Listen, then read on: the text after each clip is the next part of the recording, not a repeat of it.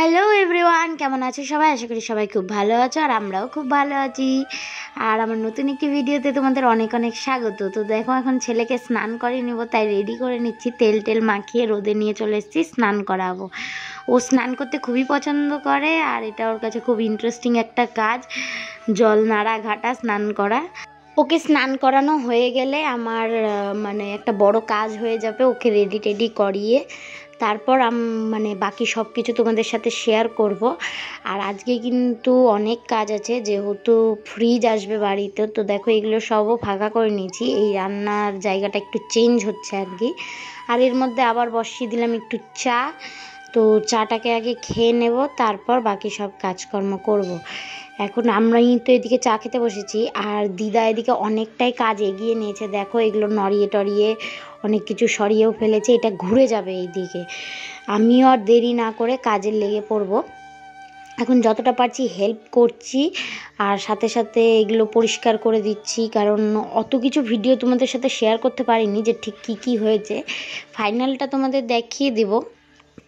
আর আজকে রান্না এখনও কিচ্ছু হয়নি, রান্না হবে একটু পর, আগে এগুলো সেটিং হয়ে যাক। এই দেখো, এদিকে সেটিং করা কিন্তু হয়ে গেছে এটা। আর রান্নার জায়গাটাও মানে পাল্টেই গেল, দেখতেই পাচ্ছ। আর বাকি সব কিছু পরে গোছানো হবে। এখন এই জায়গাটা ধুয়ে নিচ্ছি, ধুয়ে পরিষ্কার করে তারপর আগে রান্নাটা করব। আজকে রান্না করব কি এখনও ভেবে পাইনি। তো রান্না করব মুসুরির ডাল, সয়াবিন আর আলু সেদ্ধ, এইসবই কিছু একটা হবে। তো এগুলো রেডি করে নিচ্ছি আমি, পেঁয়াজ টেয়াজ কেটে। ভাত বসিয়ে দিয়েছি ওদিকে, ভাত হওয়ার মধ্যেই। এর মধ্যেই আবার ফ্রিজের ওখান থেকে ফোন করেছিল, ওরা নাকি চলেই এসেছে। তো কিছুক্ষণের মধ্যে হয়তো ঢুকেও যাবে ফ্রিজটা, দেখি এখন কখন ঢোকে। তো রান্নার এগুলো সব রেডি করে নিলে একটু এই জায়গাটাও ফাঁকা হয়ে যাবে। ফ্রিজটা ঢুকতে তো জায়গা লাগবে, বাড়িটা তো খুব একটা বড় না যে যেখান সেখান দিয়ে ঢুকে যাবে, এখান দিয়েই সব ঢুকবে।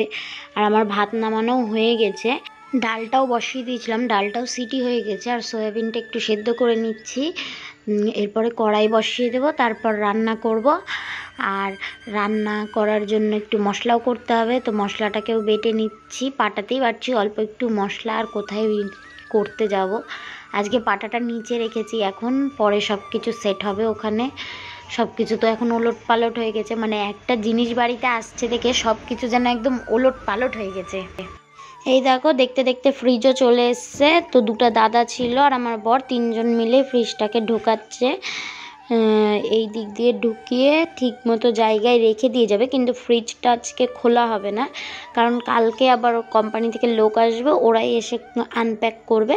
তো এখন এখানেই একটু সেটিং করে রাখা হচ্ছে।